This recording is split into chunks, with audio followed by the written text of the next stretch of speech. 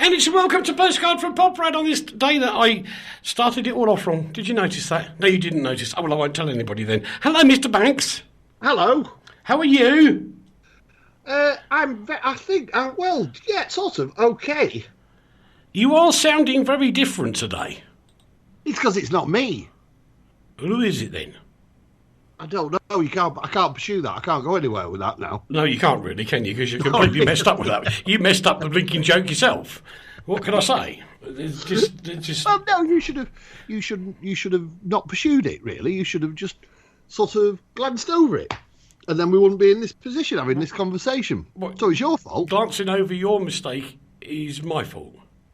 Absolutely. Right, well, anyway, boys and girls, it's me and him today because Madame is off seeing a spaceman. A spaceman. A spaceman cometh. What's it called? Buzz Lightyear. Buzz Aldrin, the man that goes to the moon eating his porridge. Why is he going to the moon eating his porridge? Well, that's the advert. A certain well-known organisation that makes oats that comes from a religious background without mentioning the name. Do you mean Quaker? Other ones are available. Other oats are available, and don't go without your oats, ladies and gentlemen. I'll tell you what ones are really nice. Which? The Tesco ones. Tesco oats? Well, I don't know. Go with it. Yeah, anyway. So, no, yes, not right. No, It's going to be a really good excuse joke. me, not the peasant variety, you understand? Peasant variety? What do you mean, peasant variety? Value. That's disgusting. Poor people deserve their oats as much as other people do. I was leading you down that path and it worked well. What do they call it? The deluxe range, or is that deluxe range or? Look. Is it deluxe? One of the supermarkets calls them. Oh no, it's Lidl that calls them the deluxe range, isn't it? Other supermarkets are available, cheap supermarkets where everything's rubbish. Actually, I tell you what, to be honest, I shop at Aldi. And Aldi, despite the fact they've ruined my car, and I'm going to get them for it, I've got to talk to them later today, right. Their car cleaning products are rubbish and damage your car, ladies and gentlemen, boys and girls. That's a claim made by Mr. Banks, not this radio station, it has to be said, because we don't Absolutely, because he's a coward. He won't stand up for consumer rights, ladies and gentlemen. Well, not yours anyway, everybody else's, yes. But no, you're right. The funny thing is, I'm drawn more, because we don't have an Aldi here. We have a Lidl, but not an Aldi. And I'm very drawn to Lidl, you know. It's good quality. It's brilliant. The food is absolutely amazing. The fruit is so fresh and so cheap. Everything. The salads, the vegetables. Oh, no, don't say that. No. So the vegetables, yes, I've got to stop myself saying things this morning. Honestly, I keep saying it's like I've got Tourette's. It's terrible. Dear. I just can't stop me saying things. Yeah, brilliant. Anyway, yes, lovely. We love Aldi and Lidl. Well, do you know, I went... This is not me, and I don't understand. And this isn't me. I went home and had that really good-for-you brown bread with nuts in it. Brown bread with nuts in it? Yeah, I don't know what you call it, because it's got some pretty name. Like raisins in it as well? No, just nuts. But it was proper sort of... like crispy brown, whatever they call it, bread, the wholesome stuff. And I put some... wheat. I don't know. Anyway, I put some hummus on it. Did it make it laugh? No, but I saw I like hummus. I love hummus. I like those crushed up chickpea things as well. Yeah, me too. Is that hummus? Well, there's different varieties of it. We're waffling now, aren't we? I like waffles as well. Waffles are really good for them. Aldi waffles are the best waffles you can get, you know. Blimey, we sound like Rachel trying to get a new phone. Anyway, we move on, boys and girls, because it is allegedly a news programme. If you want to interact with us, you can, as always, via ppstudio@gmx.com. That's ppstudio@gmx.com. And thank you for the comments from last week's show, which I will summarise as this. You don't sound like you're sitting in a bathroom anymore, Eric. Whatever you've done, it worked. I put some more soundproofing up. It was as simple as that.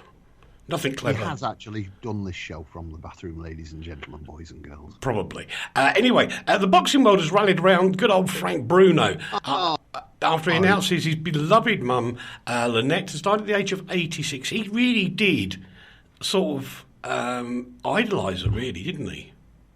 Well, he did. He had a troubled childhood, on his own admittance, and he used to get in a lot of trouble. Then his dad, at 8 years old, bought him a pair of boxing gloves. Yeah. Now, actually, when you think, if you're a bad boy, the last thing you need to do is to learn how to fight as well, isn't it?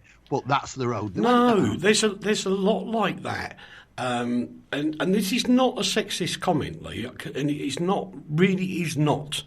I've not said anything. No, but you might do in a minute, because this is a very serious comment. It's rather like when ladies get to a certain age and they go through the change. Sexist. No, because they go through the change. We don't. And they get... No, we never change. No, we've got no chance of us changing. And this is a really serious thing. They can get a little bit grumpy because there's lots of things going on with their body that they can't control, and it's very unfortunate. What, you want them to learn boxing as well? No. But a lot of there's quite a few reports around now where ladies go to proper gyms with real exercise tutors, and they're pushing the weights up, doing all this stuff, and it takes the aggression out of the body. So selling some 10-year-old tearaway in the back streets of London and Manchester, how to punch somebody in the face and knock them out. That's like not how a gym works. Being going to the gym. That's outrageous. It's not how a gym works. Have you ever been to a proper gym? Of course I've been to a proper gym. Well, it's very military, really, in the way it what works. What gyms have you been to? Lots of them. Mine are just filled with very attractive young people. Substances to make them do everything faster. No. A proper gym, where you have a proper regime. But no, I'm serious. With a lot of youngsters, and equally with other things where there's a level of. It's not really malicious aggression. It's just one of those things that comes pouring out when you go and have a good workout, proper one, yeah. And especially in a boxing gym, you are there, but the controls over the top of you are incredible. And if you're still punching somebody in the face. No, when you're punching a boxing bag for a while. You get tired, and it does wear you out, and that level of aggression decreases because you're tired. You can't be aggressive if you're tired. Frank Bruno didn't win his titles as a boxer by punching a bag. That would have been like somebody trying to escape from Aldi. Correct. He was punching people in the head. Yes, because he was taught how to control his aggression and make it into a sporting thing. How can you punch somebody in the head in a controlled fashion? Well, you have to, otherwise you don't win. That's how you win. You win by nearly killing the person who's trying to punch you. If you don't throw the punch properly, it's never going to hurt them, is it? Well, what's the point then? No, because you have to do it properly. It's all controlled. It's Queensbury. It's not ballet. It's violence. It's known as the gentleman's sport. Yes, well, that's it. That's what you do. So, yes, come here, young gentleman, while I punch your head. I'll tell you what, they're braver than me, because I didn't like doing it when I was at college. Horrible. You boxing as well? Yeah. I just did street fighting. Well, that figures with you. Yeah. He's got a gym on every corner, and what does he go street fighting? Talking about fighting, one member of the British Parliament has resigned this morning over unreconcilable differences with the government, and this is the day after the hoo-ha. Oh my Lord, I am so fed up with it. Well, these people took the judgment to the High Court, and they said that Parliament must vote on whether the UK can start Article 50, which means they leave the European Union, without a proper vote in Parliament. And everybody's up in arms. Oh, it's terrible. The judges are controlling us. It's the end of democracy. No, it's not. Why? It is absolutely not. The judges were absolutely confirming democracy. Carry on, because I'm going to take you to task on this. Right. I know it's an aged law, and I'm not saying whether it's right or wrong. In my opinion, it should not be there, but you can have your own opinion. But the fact is, the law is the law. For such things, it has to have a parliamentary vote. The executive, i.e. the Prime Minister, cannot just go off and say, right, I'm going to do this then, without a parliamentary vote. It is part of the quasi statute. He's floundering. I'm not floundering. I'm trying to think of the correct word. Because that means he's floundering. No, because there is not the normal articles that a presidency has, because it is still a monarchy. But there are constitutional things that are established in law, and I know this law dates back to like 1800 or something daft, but the law is the law. And if the law is the law, and you can still get done for riding a pig through the centre of Chester. I know. That's archaic law. Listen, Leigh, I'm not disagreeing with you, but is the law the law or not? Now, if the law is the law, and somebody goes to the High Court and says, excuse me, Mrs May, you can't, under a certain law, start or trigger Article 50 of the Lisbon Treaty without a parliamentary vote, then the High Court has to rule, is that in law or not? If it's not in law, they throw the case out. If it is in law, they have to say, sorry, you can't do it without a parliamentary vote. I think what you're saying is, actually, I would never argue with you on the points you've made. I think the points you've made are fine. What the problem is to the general proletariat is that the proletariat voted. Yes. The proletariat decided what they were going to do.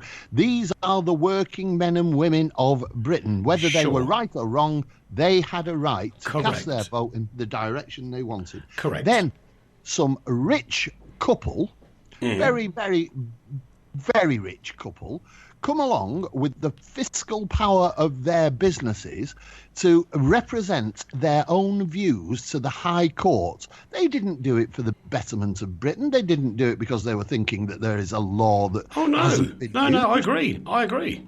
And so the court then decided to impose an ancient law. No. I'll take you to task there.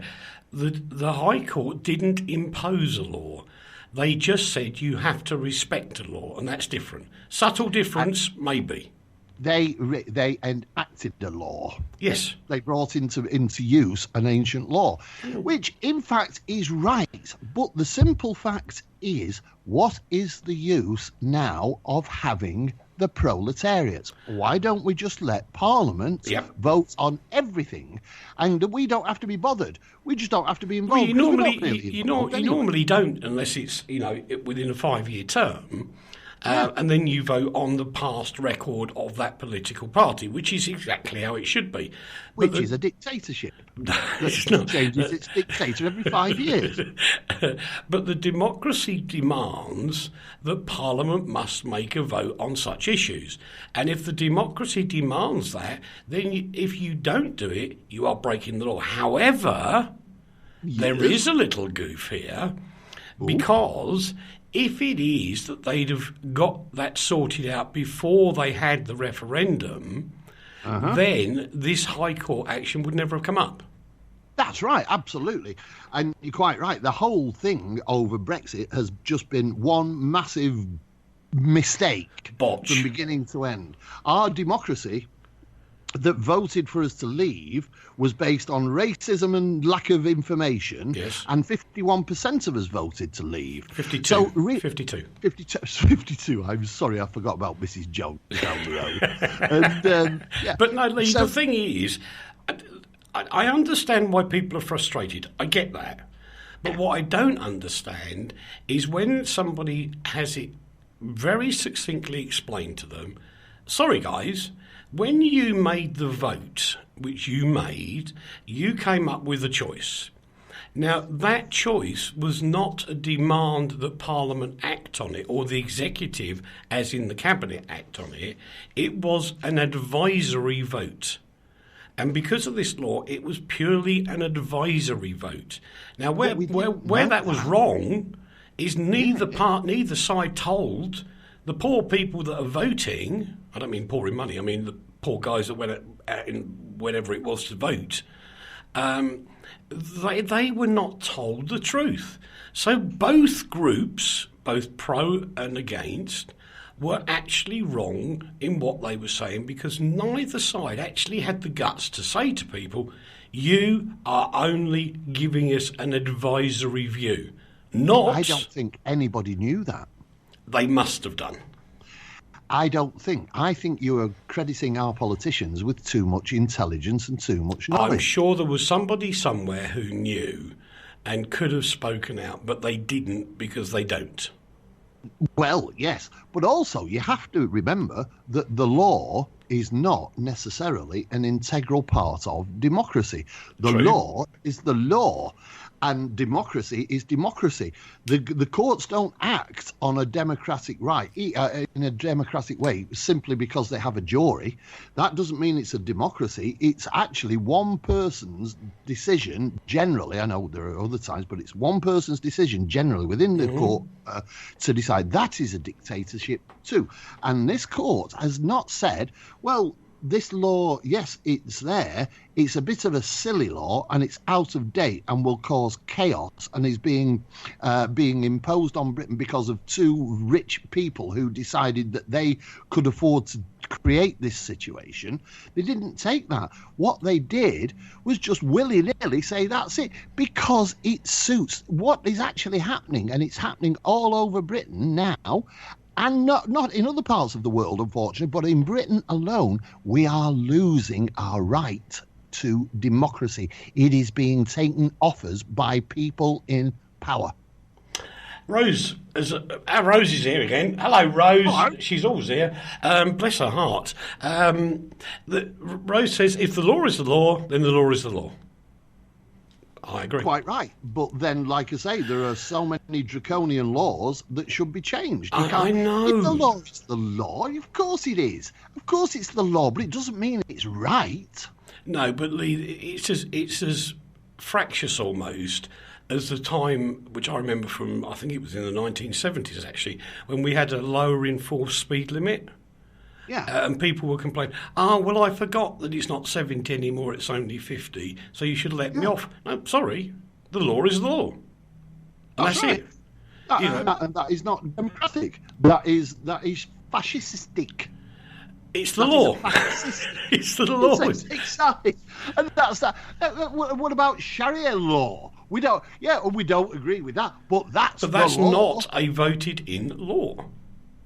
Well, you don't vote laws in. Of course you do. Well, Parliament makes the laws. Parliament creates them. Yes, I'm sorry. I retracted that very quickly. You goofed again there. That's 2 times I got you today. It was a little goof. Yes, a mini goof. Goofy if you want. Yeah. No, I wouldn't do that to you, although you are a bit doggish. Only old people will get that. But the fact of the matter is, look, guys, you've all got to calm down now, because that's the decision. Theresa May's going to go back and appeal it. That won't work. They'll have to do a repeal of the law, or the quickest thing to do is just have the debate in Parliament, which everybody wants.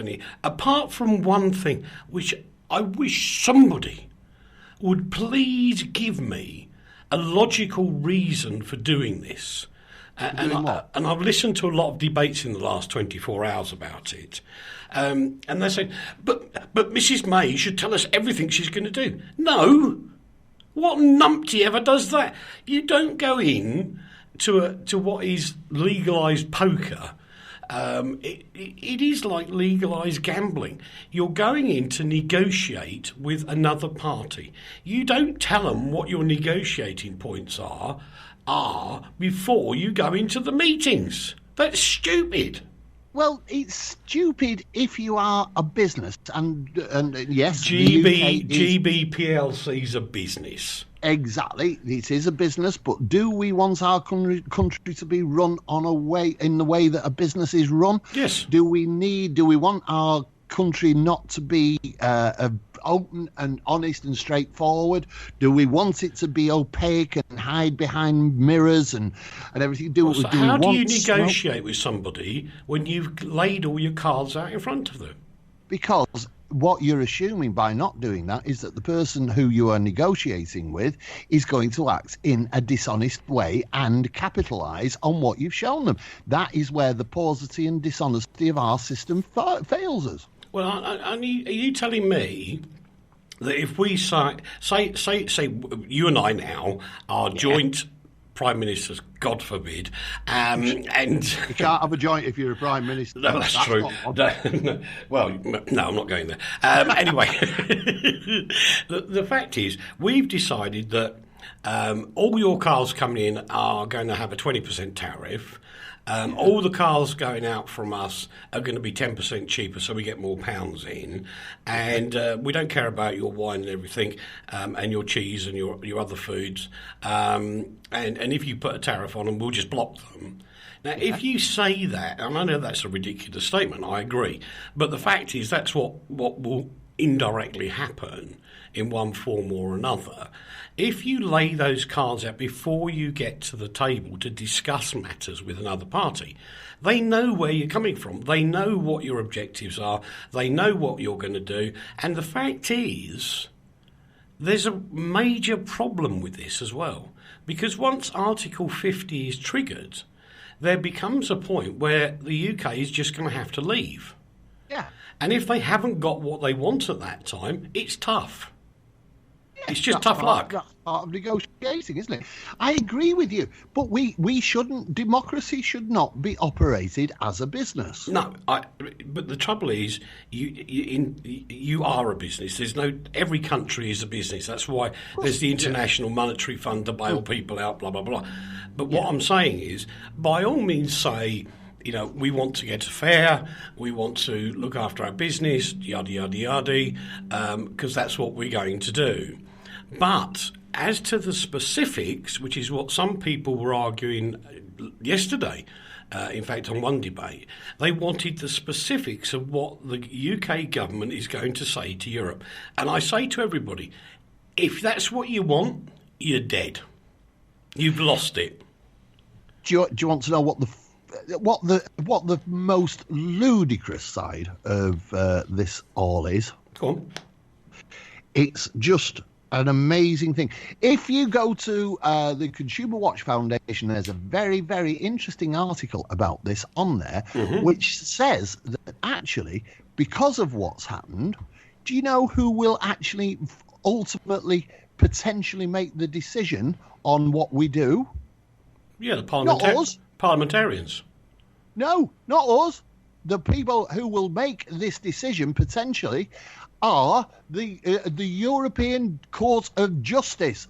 that's where, because we've gone down this road, that is potentially where we'll end up. So by doing this, by operating this law, we have given away any power that we have to make a decision on our own future. Europe ultimately could decide what we do.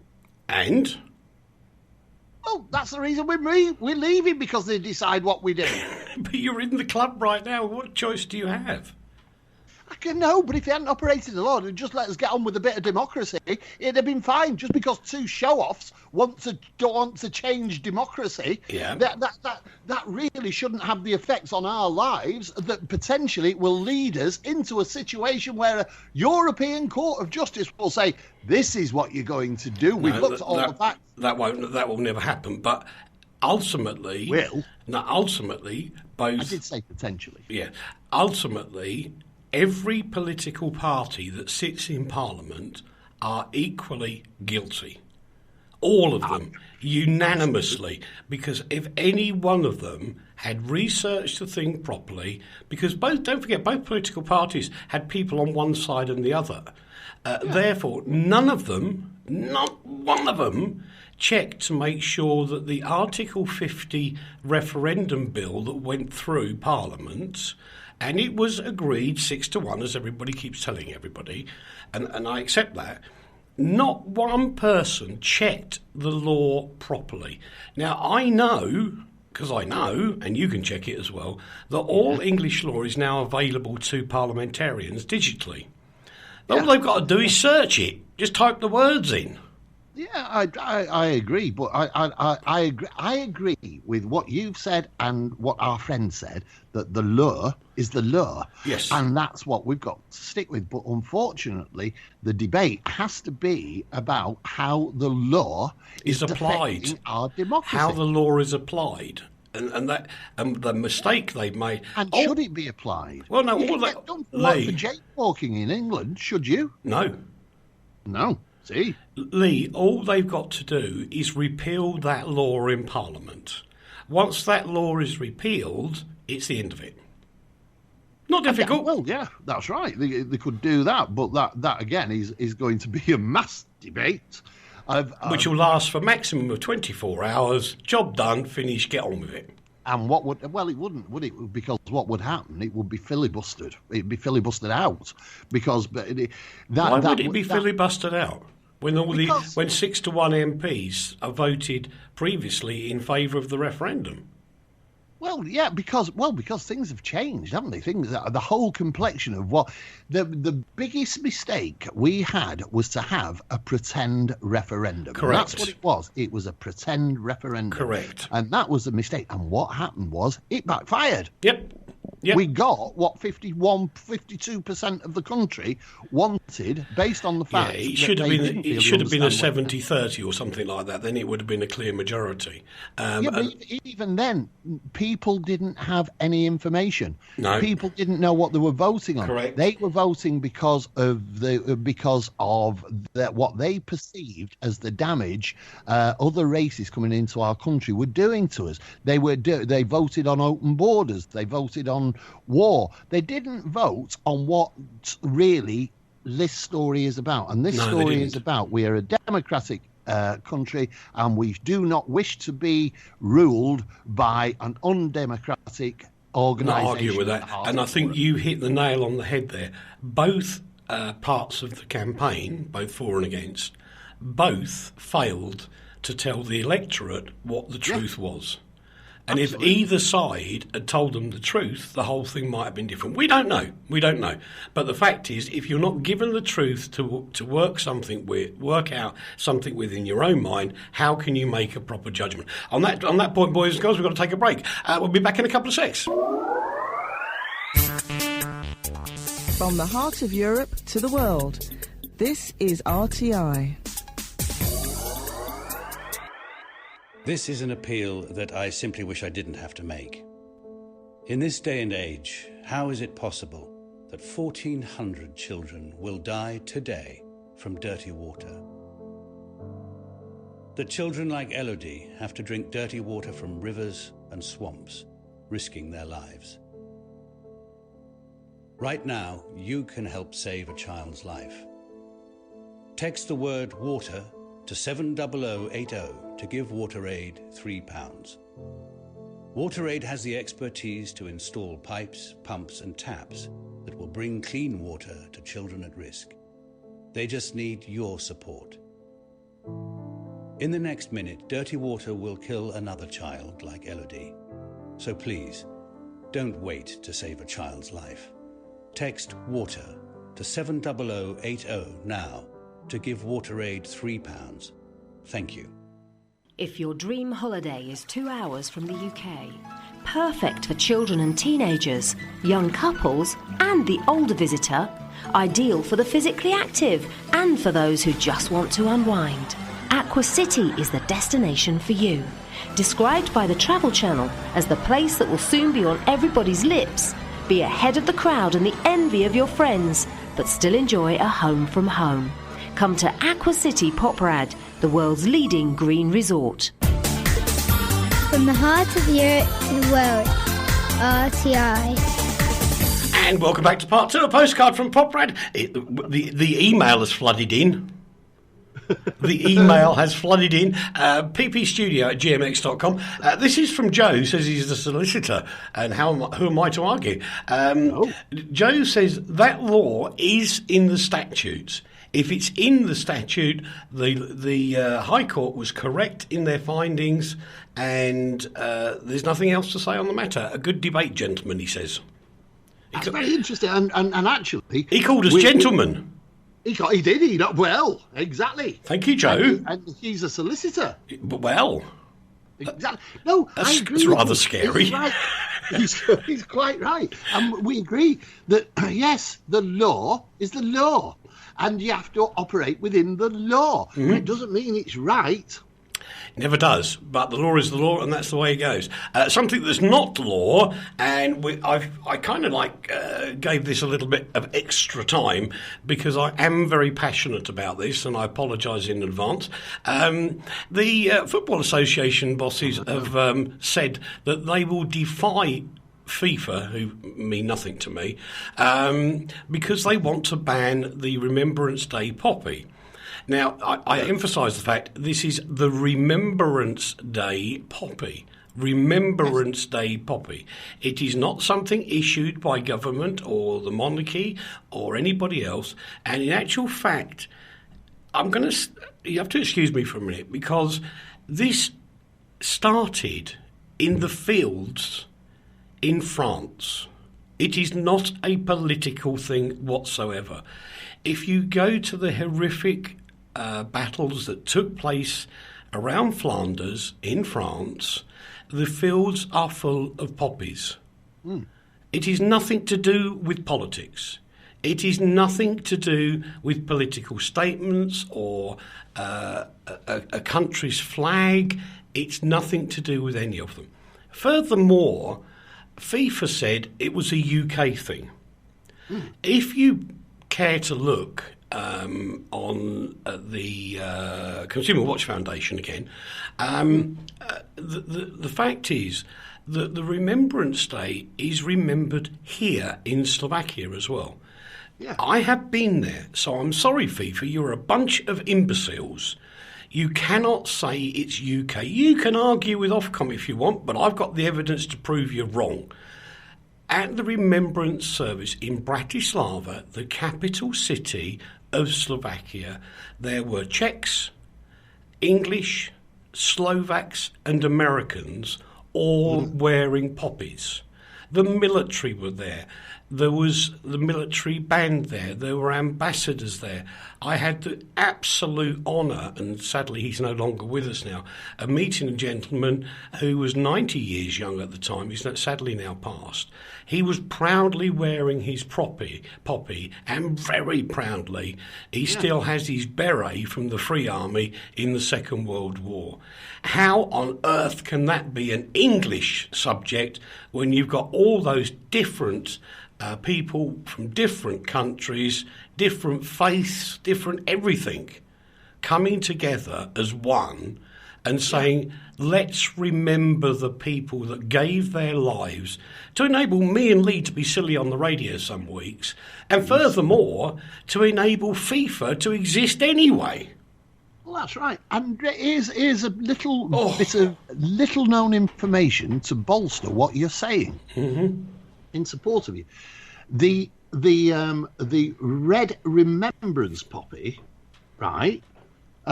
It actually comes from a poem. The reason we use the red poppy is because of a poem called "In Flanders Fields" by Lieutenant Colonel John McCrae. Correct. He wrote that about, and guess what? He was Canadian. Funny that.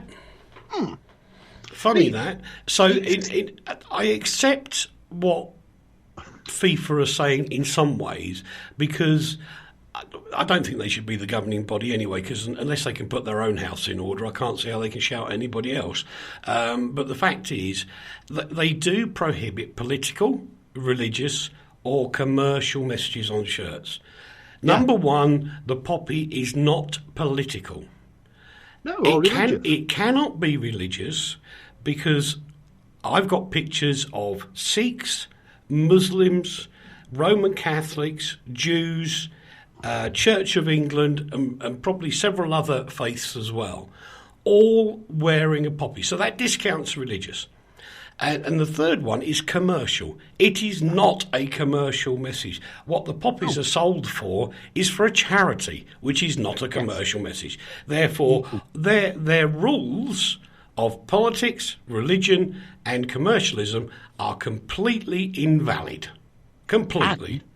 And let's rub more salt in the wound we hope we have caused in FIFA. Because bear in mind, right? They're taking this as some of them say, well, all we're doing, we're acting within our own laws.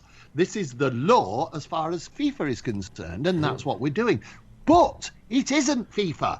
You have to be honest. The truth is that in 2011, when England was playing Spain, it was decided that actually, by FIFA decided, yes, that they would allow people to wear armbands with the representation of a poppy on it. Yep. Now, what they're actually saying this time is that we are rubbing our old soldiers' noses in the dirt by saying, no, we're now going to go a step further. You can't even wear your armband. No.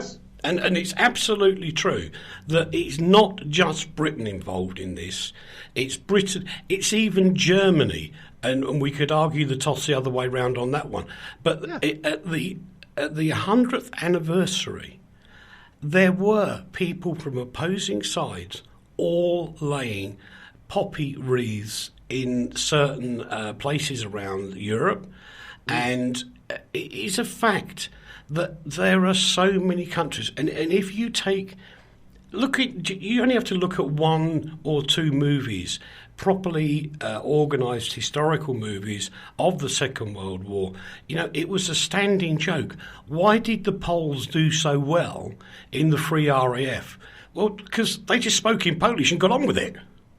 And nobody in the radio control rooms can understand a word they were saying. But they were in Spitfires and they fought. Yeah. The same goes for people that I have actually met myself, and my hair is standing up on my arms.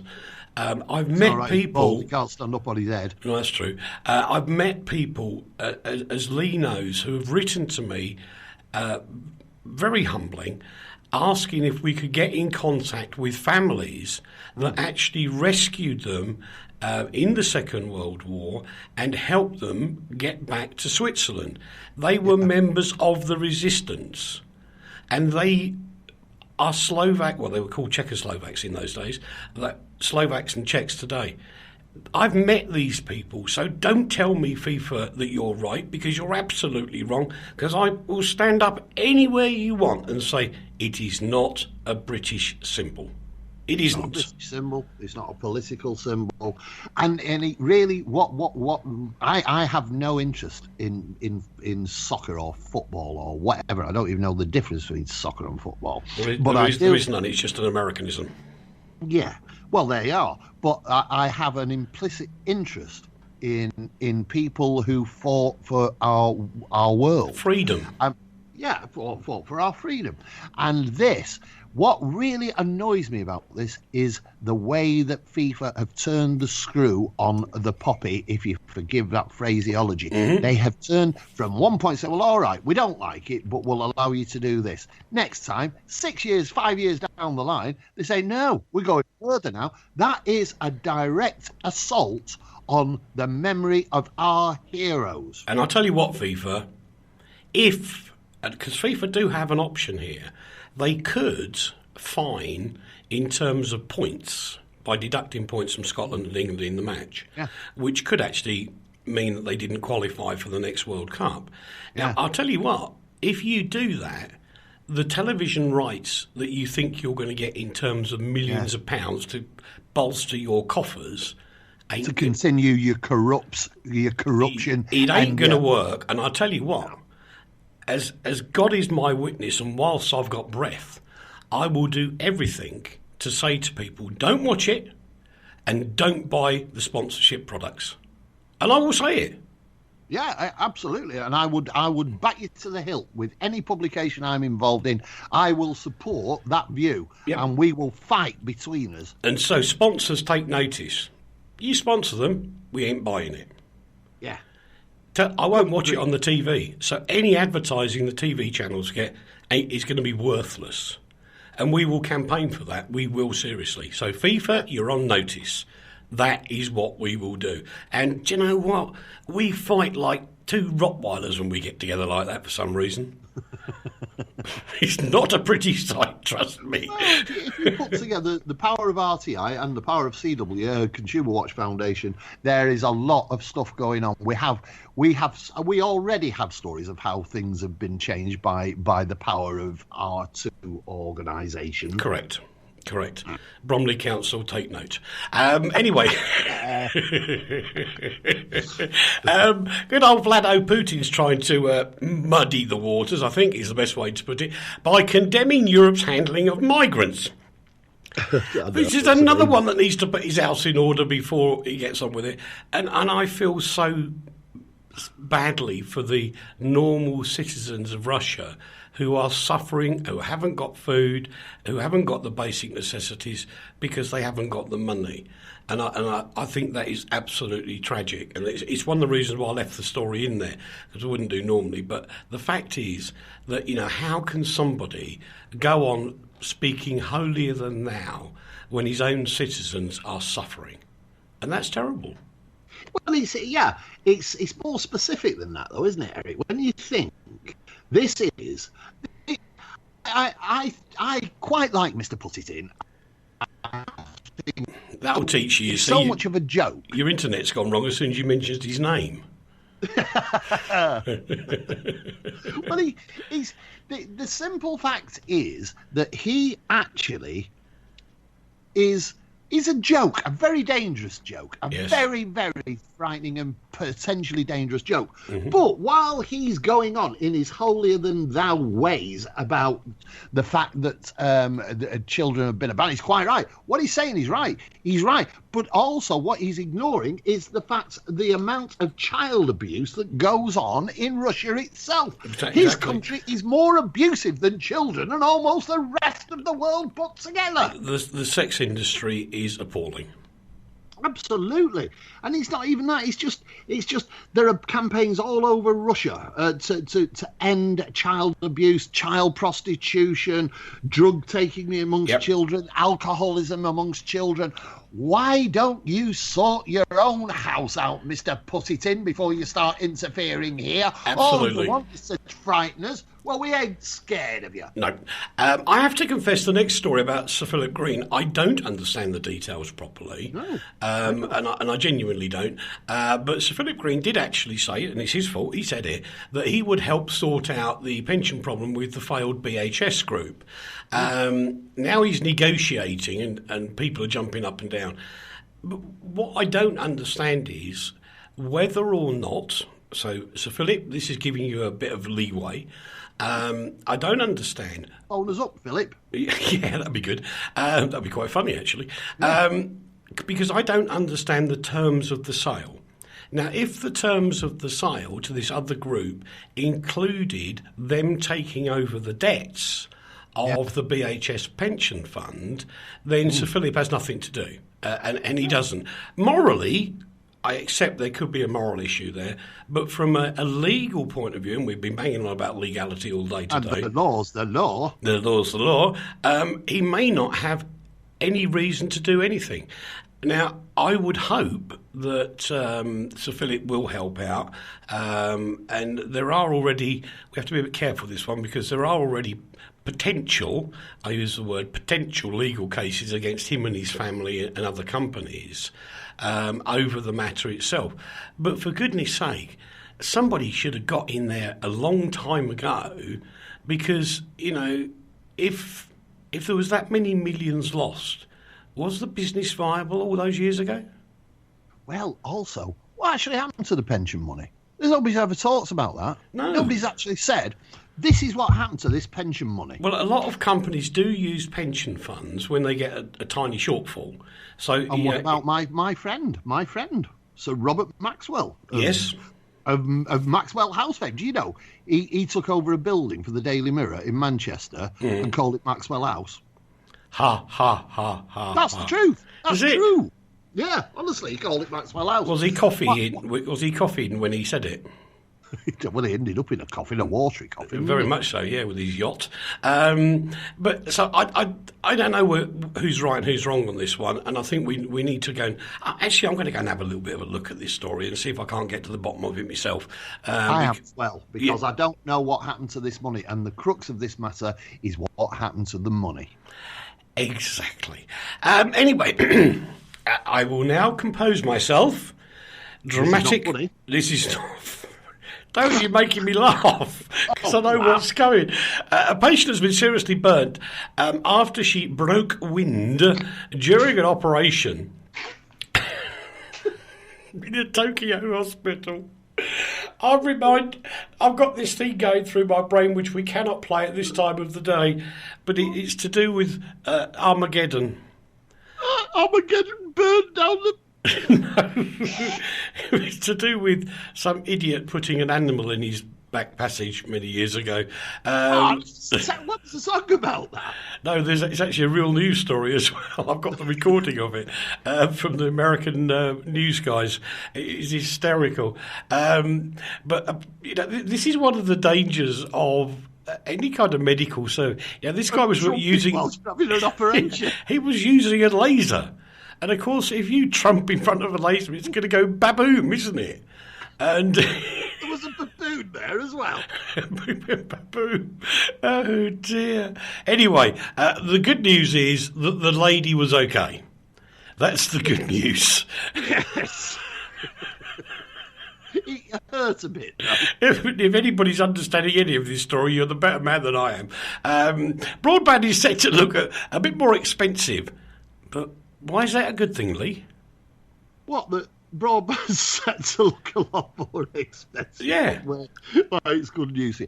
Well, basically, what happened... let me give you a personal story, right?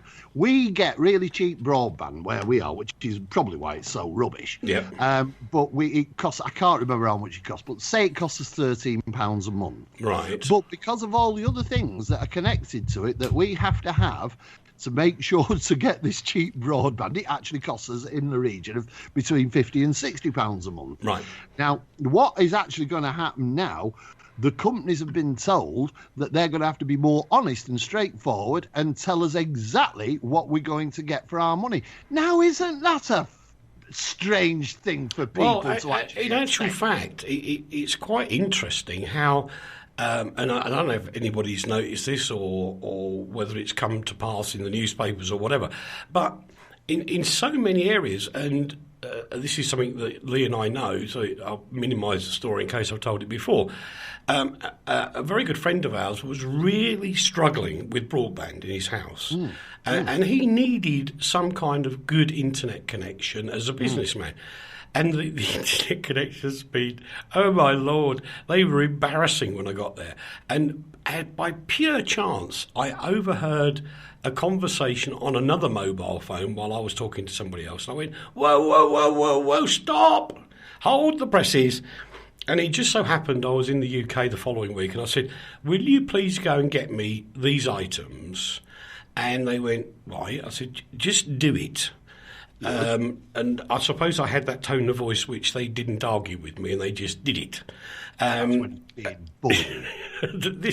This poor gentleman, he had, I think it was 400 kilobits up, and just under a meg down on his fixed landline thing, because there is no fibre where he lives. We used a mobile supplier, like your mobile phone, and we ended up with 50 megs up, 50 megs down, and it costs around, £28 a month, something like that. Mm-hmm. And we put these little chips into these little Wi-Fi units. Oh. He's got wonderful internet now. His son is not giving him earache all the time about not being able to do anything. And he has no landline cost on this at all.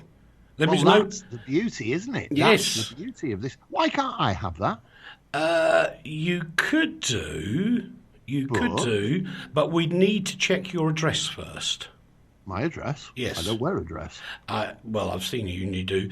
I've seen your pictures at the Rocky Horror Show.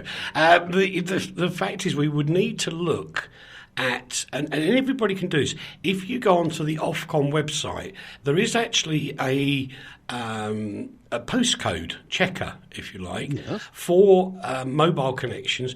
It was originally done for mobile telephones, obviously, yes, but now it relates to mobile data as well. And you can, at certain areas where your internet is still bad because there's old copper wire, or you've got one of those old black cables coming to your house above the, from a telegraph pole, those are never going to give you real broadband with the best will in the world. But with mobile, you can do it, but you need to check your location. The suppliers won't supply you if it's wrong. Do you remember anyway. He said at the beginning of this it wasn't going to take very long because he told this story before? No, but I'm doing it for you now.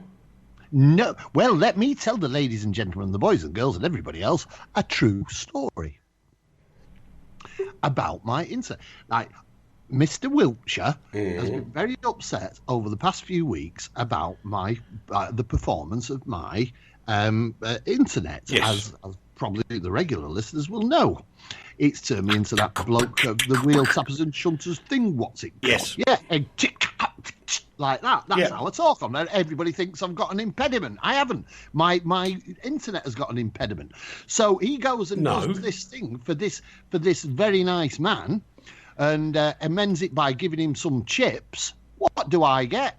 In the post, I get 100 miles of wire with two plastic, made by a very nice man called Pardy. Yes, very nice man. Very nice man. Yeah, and I am now, my hub is 3 feet away from my whatever this thing's called, computer, what's it, right? Mm-hmm. And in the middle of the room, it looks like a big coiled snake sitting there. But does it work?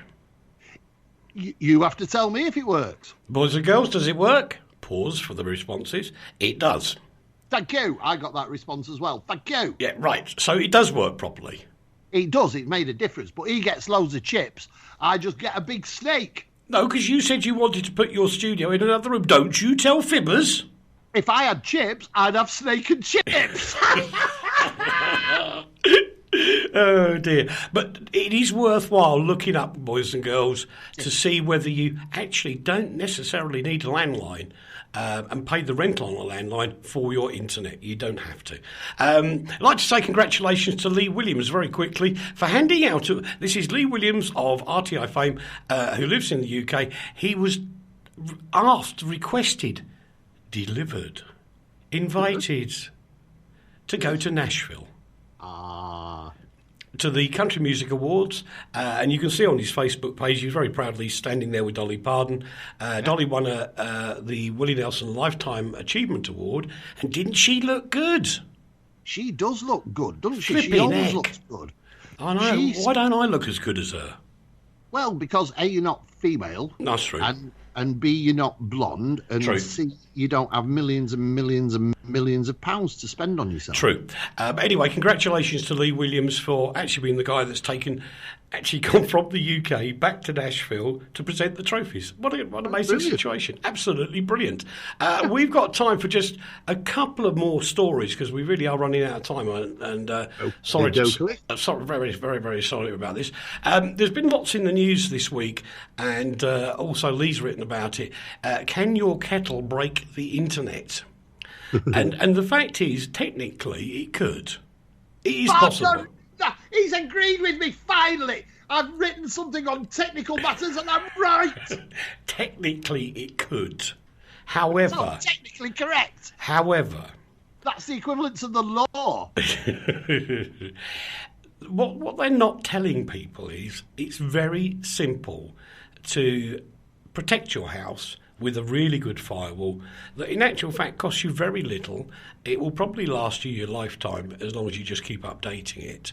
And when it's more interesting to talk about your kettle steaming the internet. No, because your kettle is a wireless kettle that doesn't have an interweb connection plugged into it. It's a wireless thing. Go into your wireless hub. Just keep the firewall updated, boys and girls. And your kettle can't get you. And then you'll discourage the hackers. And whilst the hackers, yes, we know all this, the fact is they're not going to go after the single individuals on an individual basis because your kettle might not even be plugged in sometimes. So that's a bit pointless putting dodgy stuff on your kettle, isn't it? If it's not plugged in, it's never going to get anywhere. How are you going to put dodgy? See, I understand. It's because if you have a what's-it kettle... A Wi-Fi kettle. A Wi-Fi, which is crazy. So you can switch it on from another room, basically, isn't it? Yes, but this technology is like a dinosaur. Is it? Yes. It is so old. Is it? Really? And I'm trying to think. I think... Oh God, it's in my story now. He was really nice about it at the beginning. Now he's saying it's old. No, your story's not old. The trouble is it's only just come to light. Now, I'm trying to think. Now, Caroline's 22, therefore this would be 20 years ago. I used to come down the motorway with one of those old Motorola flip phones. Yeah. I would dial my house. I would push button number 2, and by the time I got home from the exit junction of the motorway, my kettle would be boiled. I had a similar thing, but what used to happen was I'd be driving down the motorway, push my button, and a special little robot would come and open a bottle of beer for me. Yeah, right. And the fact is, you know, we've known about these communications issues for many years, so just chillax a little bit. Microsoft and Google have been having another spat. Why am I not surprised? Google have been, in my opinion, very irresponsible. And do you know what? I'm thinking, we've got less than a minute to say this. Okay. Do you know what? Microsoft and Google are having a spat. Do you know why I think the big spat's coming on? Google makes its money from advertising on the web, yeah? Yeah. Well, how many people use Google if they're on Facebook? I don't get your point. Not very many, because when you do a search inside Facebook for websites, it's actually using Microsoft's Bing, not Google's search engine. What? You can use Facebook as a search engine? Yes. What, you don't just come up with loads of people who are your friends who you've never met and you don't know anything about? No, it will actually work, but it's actually driven by Bing. Leigh, we've got to say goodbye. Say goodbye. Bye-bye, everybody. Bye-bye. Thank you very much indeed. We'll see you next week, boys and girls. Don't go away. Sorry we had to rush it rather quickly at the end. From the heart of Europe to the world, this is RTI.